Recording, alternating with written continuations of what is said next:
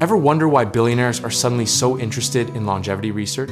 It's not because they want to enjoy retirement, it's because they've realized money can't buy the one thing they actually need, a body that doesn't expire. Imagine you're sitting in a consultation room, and your doctor just told you your heart is failing. But here's the twist, there's a matching donor heart available, and you've got the resources to get it.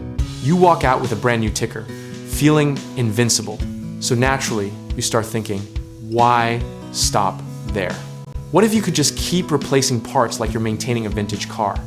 Kidney goes bad at 60, swap it out. Liver starts struggling at 70, get a new one. It sounds like the ultimate cheat code for mortality, doesn't it? Here's where reality gets interesting. Your organs don't operate in isolation. They're part of a wildly interconnected system that's constantly communicating, adapting, and frankly, aging together. When you drop a 30-year-old heart into a 70-year-old body, you're not hitting reset.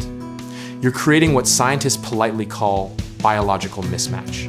Think of it this way. You can replace the engine in your 1985 sedan, but the transmission, the suspension, and the electrical system are still from 1985. Eventually, something's gonna give, and it won't be the new engine. The human body has this inconvenient feature called the immune system. It's fantastic at fighting off infections, but it's also incredibly suspicious of anything that wasn't originally yours. Even with perfect tissue matching and immunosuppressant drugs, your body wages a low-grade war against that transplanted organ for the rest of your life. Those immunosuppressants that keep your body from rejecting the new organ, they're basically telling your immune system to take a permanent vacation. And while that saves the transplant, it leaves you vulnerable to infections and cancers that a normal immune system would handle before breakfast. Now picture this. You've successfully replaced your heart, both kidneys, your liver, and maybe a lung or two over the course of several decades. You're a walking medical marvel, a testament to surgical innovation. But here's what the doctors don't advertise. You're also a pharmaceutical cocktail on legs, taking dozens of medications daily to keep all these borrowed organs functioning. The irony is almost poetic. The drugs that save your transplanted organs are simultaneously destroying everything else. Your bones become brittle from long-term steroid use. Your remaining original organs struggle under the toxic load of constant immunosuppression. Let's talk about what you can't replace, because this is where the whole immortality through transplantation dream crashes into a brick wall. Your brain, for instance, that's staying put. Sure, there's been some wild experimentation in animals, but human brain transplants remain firmly in science fiction territory, and for good reason. Even if we ignore the ethical nightmare and the technical impossibility, there's the philosophical quandary. If you transplant a brain, are you really the same person? Or are you just donating your body to someone else? But the brain isn't even the biggest problem. You know what else you can't replace? Your entire vascular system, all those blood vessels threading through every tissue in your body. They age, they harden, they clog up with plaque, and there's no transplant surgeon in the world who can swap them out. Atherosclerosis doesn't care how many new organs you've collected. It'll keep narrowing your arteries, restricting blood flow, setting you up for strokes and heart attacks regardless of whether that heart is borrowed or original. The pipes matter just as much as the pump. Imagine you're standing in front of your brand new investment property, keys in hand, calculator showing a sweet $200 monthly profit. You've done the math a dozen times, and every spreadsheet says you're about to join the landlord elite. Your brand new transplanted liver still has to exist in a body full of senescent cells, creating a toxic neighborhood. It's like moving into a gorgeous, newly renovated apartment in a building that's actively crumbling around it. Some researchers estimate that with perfect organ replacement and incredible luck, you might squeeze out an extra 20 to 30 years beyond normal life expectancy. We're talking maybe hitting 110 or 120 if everything goes absurdly well. But that's not immortality, that's just really expensive bonus time. And here's a kicker about what would actually kill you in this scenario. It probably wouldn't be organ failure at all. More likely, it'd be cancer, because those immunosuppressants you've been taking for decades have been giving abnormal cells a free pass to multiply. Or maybe it's a stroke from those aging blood vessels we can't replace. Some futurists love to point at this problem and declare that we just need better technology, artificial organs, stem cell regeneration, nanobots, and sure, maybe someday. But right now, those solutions are mostly expensive prototypes and science fiction.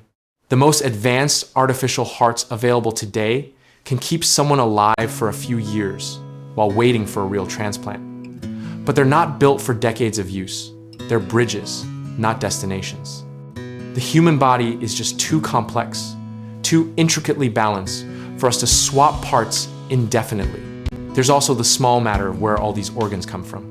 The global shortage of donor organs is already critical. There aren't remotely enough to go around for people who need one transplant, let alone serial transplants.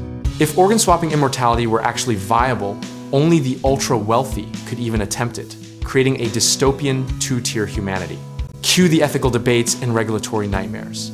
Imagine the political firestorms when billionaires start monopolizing organ donation lists, or worse, when black markets for organs explode to meet the demand. It's the plot of every cyberpunk novel, except real.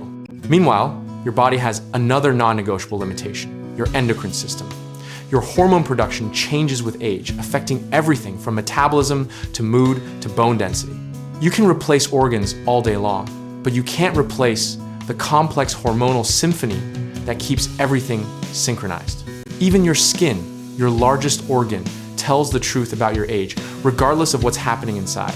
Collagen breaks down, elasticity disappears, and no amount of transplanted organs will change that. You might have the liver of a 25-year-old, but you'll still look and feel like you're 100. The research into aging has shifted focus from organ replacement to understanding the fundamental mechanisms of cellular aging. Scientists are exploring ways to clear senescent cells, extend telomeres, and reduce systemic inflammation, attacking aging at its root rather than treating symptoms. Some of the most promising longevity research doesn't involve transplants at all.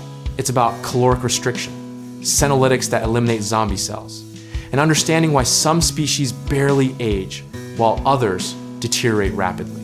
Maybe the answer isn't replacing parts, it's keeping the original parts from wearing out in the first place.